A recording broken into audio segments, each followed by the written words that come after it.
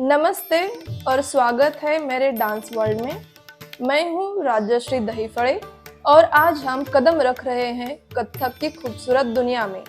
अगर आपको शास्त्रीय नृत्य पसंद है तो लाइक, कमेंट, शेयर और सब्सक्राइब करना ना भूलें। मैं जितने भी वीडियो पोस्ट करूँगी वो सब हिंदी और इंग्लिश दोनों भाषाओं में होंगी ताकि किसी को भी भाषा की वजह से समझने में परेशानी ना हो। तो चलिए शुरू करते हैं। सबसे पहले हम जानेंगे कथक के इतिहास के बारे में, यानी कि हिस्ट्री के बारे में। कथक भारत की 8 प्रमुख शास्त्रीय नृत्य शैलियों में से एक है।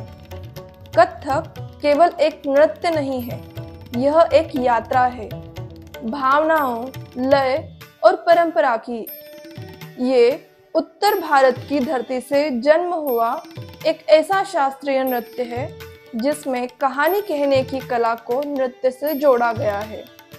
कथक शब्द संस्कृत के कथा से लिया गया है, जिसका मतलब होता है कहानी। इसलिए कथक एक कहानी कहने वाला नृत्य है जिसमें हाव भाव, हस्त मुद्राएं और पांव की थापों से कथाएं सुनाई जाती है। प्राचीन समय में कथक भक्ति का माध्यम था। कथाकार गांव-गांव जाकर रामायण, महाभारत और देवी देवताओं की कहानियां नृत्य, संगीत और मुद्राओं के जरिए सुनाया करते थे। वे मंदिरों में प्रस्तुति देते थे और उनका उद्देश्य केवल मनोरंजन नहीं बल्कि आध्यात्मिक जुड़ाव होता था। उन दिनों का कथक बेहद ही भावनात्मक, सादा और कथा प्रधान होता था।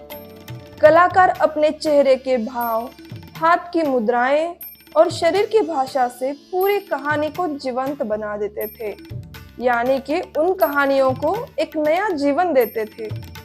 घुंघरू की ध्वनि, पाँव की थाप और ताल से कथा को गति मिलती थी।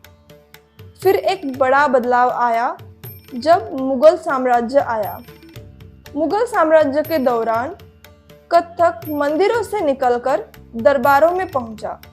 यहाँ इसकी रूपरेखा बदलने लगी। अब कथक में नफासत, सजावट और तकनीकी कौशल जुड़ने लगे।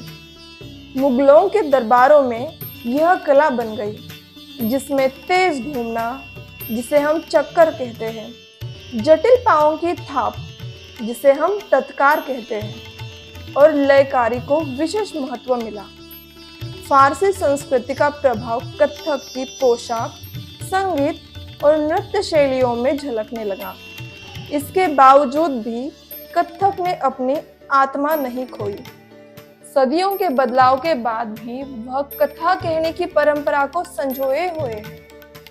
आज का कथक एक अद्भुत संतुलन है भाव, नृत्य, लय, परंपरा, नवाचार, ध्यान और गति के बीच में। कथक एक ऐसा नृत्य है जहां पांव बोलते हैं, आंखें कहानी कहती है और आत्मा हर ताल में झूमती है।